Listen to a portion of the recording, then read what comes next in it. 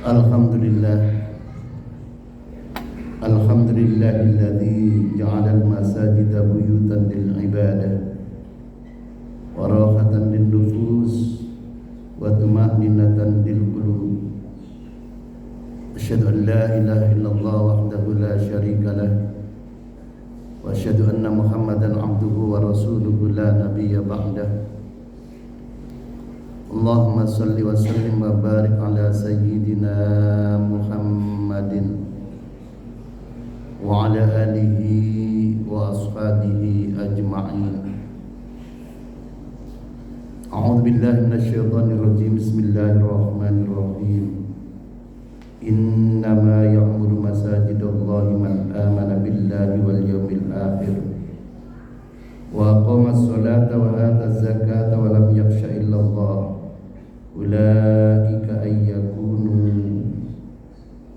Ulaika ayyakunu minal muhtadin. Wa qala an-nabiy sallallahu alaihi wasallam khairun nas anfa'uhum lin-nas. Amma ba'du fa ya ibadallah, usikum wa nafsi bitaqwallah wa ta'atihi la'allakum tuflihun. Hadirin kaum muslimin sidang Jumat rahimakumullah. Marilah kita tingkatkan takwa kita kepada Allah Subhanahu wa taala dalam arti imtithalu awamirillah wa ijtinabun nawahihi fis sirri wal alan. Mengerjakan segala apa yang diperintahkan oleh Allah dan meninggalkan segala apa yang dilarang oleh Allah, baik dalam keadaan sunyi maupun dalam keadaan ramai.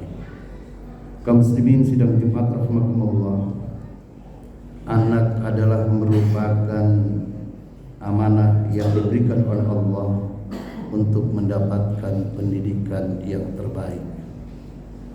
Anak merupakan generasi penerus yang sudah seharusnya ditanamkan kecintaan terhadap masjid sejak dini, sebagaimana dicontohkan oleh Rasulullah sallallahu alaihi wasallam. Dalam sebuah hadis yang diriwayatkan oleh Abu Qatadah Al-Ansari, beliau berkata, ra'aitun Nabi sallallahu alaihi wasallam yaqumun nasa wa Umamah binti Abil As wa hiya ibnatahu Zainab bintin Nabi sallallahu alaihi wasallam ala atiqi. Beliau mengatakan bahwa suatu hari aku melihat Nabi Muhammad sallallahu alaihi wasallam yaqumun nas, mengimami orang-orang salat. Wa Umamah binti Abil As, sedangkan beliau sambil mengimami, sambil menggendong cucunya yang bernama Umamah, anak dari Sayyidah Zainab. Ala atiqihi, sambil menggendong cucunya yang bernama Umamah. Wa idza raka'a wada'aha, tatkala Nabi akan ruku beliau meletakkan Umamah.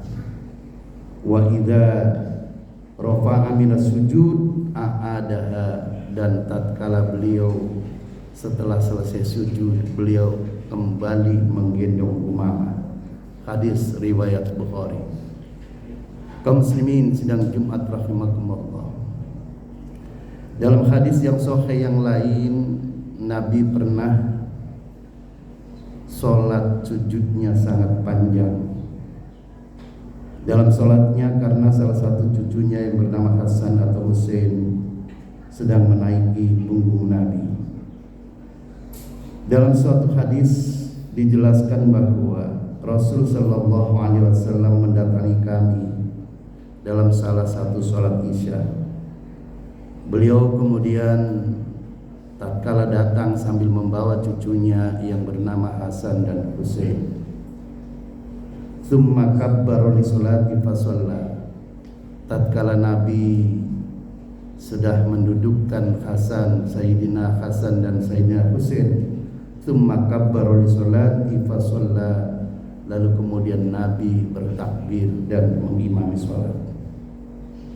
Fasajada bani dhuhri salatihi sajdatan atolaha, maka tatkala beliau sujudnya sangat lama.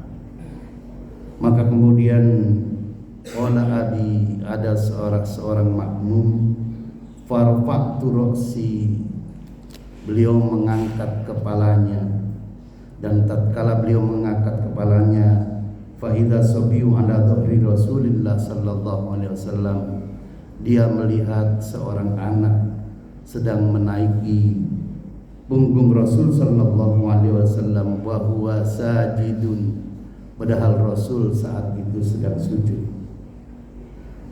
Farajatu ila sujudi, maka kemudian aku kembali bersujud.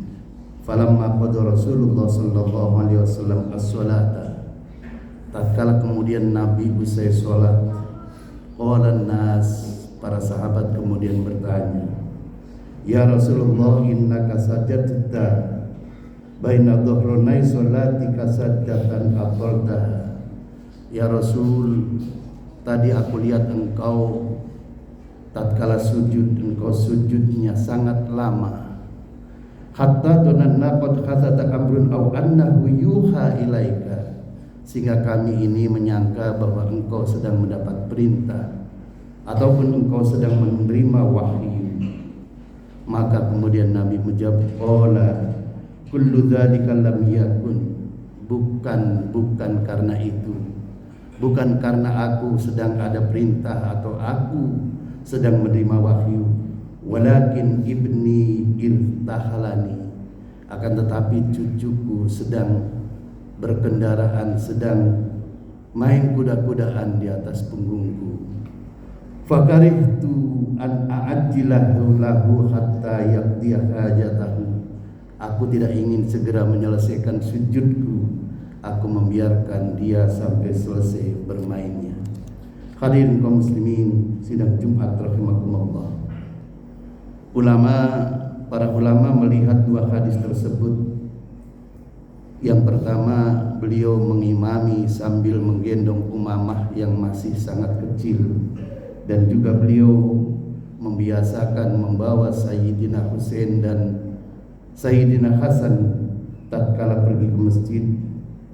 Dari dua hadis ini menunjukkan bahwa Nabi Muhammad sallallahu alaihi wasallam sangat ramah terhadap anak, yang berarti menjadikan masjid itu adalah masjid yang ramah anak. Hadirin kaum muslimin sidang Jumat rahimakumullah. Oleh karena itu, berdasarkan dua hadis tersebut, kemudian kita tidaklah boleh kemudian tatkala ada anak-anak yang datang ke masjid, yang kemudian anak-anak itu banyak, lalu kemudian kita berpikir, memiliki persepsi bahwa anak-anak itu akan mengganggu. Dan karena itu kemudian keluarlah mulut dari kita bahwa anak-anak itu belum wajib sholat. Karena itu anak-anak yang balita tidak usah dibawa ke masjid. Hadirin kaum muslimin sidang Jumat rahimakumullah. Di dalam hadis yang lain, Rasul sallallahu alaihi wasallam, inni la aqubu fis sholati uridu an utawwila fiha. Tatkala aku sedang mengimami sholat, aku hendak memanjangkan sholatku, ingin aku membaca surat-surat yang panjang.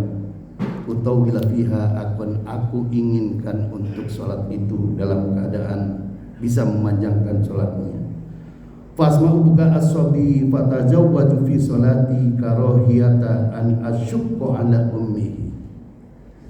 Namun tatkala aku sholat, mengimami sholat itu, aku mendengar tangisan bayi, aku mendengar tangisan anak balita, maka aku perpendek sholatnya, aku persingkat sholatnya, karena aku tidak ingin bahwa ibunya sangat tertekan dengan tangisan bayi itu. Kaum muslimin sidang Jumat rahimakumullah. Untuk mewujudkan bahwa masjid itu ramah anak, saat ini sudah ada buku pedoman masjid ramah anak yang dibuat atas kerjasama Kementerian Agama Republik Indonesia dan juga Kementerian Perempuan dan Perlindungan Anak dan juga pimpinan Pusat Dewan Masjid Indonesia. Konsep ramah anak sesungguhnya di Indonesia telah berjalan sejak tahun 1990, dari mulai sekolah ramah anak, kota ramah anak, ruang publik ramah anak, dan kini kita harus mengencarkan bahwa masjid pun harus adalah masjid yang ramah anak dengan menyelenggarakan program-program yang menjadikan masjid itu dicintai oleh anak-anak. Kaum muslimin sidang Jumat rahimakumullah. Karena itu dianjurkan kepada para pengurus DKM dan pengurus masjid dimanapun adanya agar di lingkungan masjid itu dibuat tempat bermain anak-anak, agar anak-anak itu senang mendatangi tempat permainan itu, yang berarti senang datang ke masjid, yang tatkala kemudian pada saat sholat mereka diajak sholat berjamaah. Yang kedua, masjid membuat program sebagaimana telah dilaksanakan oleh Masjid Jogokarian di Jogja, membuat program adat TPA, Taman Pendidikan Al-Quran. Waktunya bisa dari maghrib sampai isya, bisa juga waktu lain, disesuaikan dengan keadaan kondisi anak-anak di sekitar masjid itu. Di samping ada TPA, ada juga pengajian khusus untuk anak-anak yang satu pekan satu kali, satu minggu satu kali. Seperti diselenggarakan di Masjid Jogokarian itu ada sebuah program yang bernama Suruh Berpisah, yang diselenggarakan satu minggu satu kali, yang dimulai dari jam 5.45 sampai 7.00 pagi, di mana ustadznya bertutur mengenai yang ringan-ringan tentang kisah sahabat yang berjuang berdakwah membantu Nabi. Hadirin kaum muslimin sidang Jumat rahimakumullah.